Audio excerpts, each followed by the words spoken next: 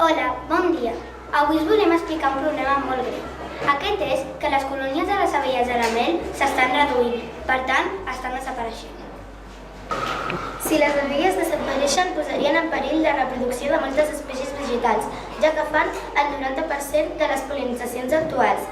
La pol·linització és el transport del pol·len des dels estams fins al pistil.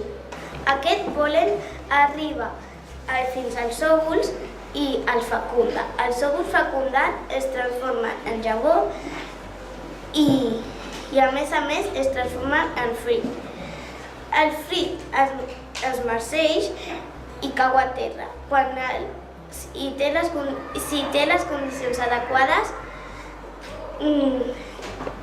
la llavor creix i es crea una nova planta. Molt bé. Les causes de la desaparició de les abelles són l'àcar varroa destructor.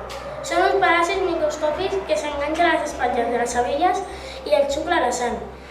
Altres causes són l'ús de plaguicides i l'augment de monocultius. Els plaguicides són uns líquids que maten conjunt d'insectes de la mateixa espècie. Els monocultius són camp de sembrar amb una sola espècie vegetal. Les conseqüències són que si les abelles desapareixen, moltes espècies vegetals moririen, ja que són les primeres de la cadena alimentària.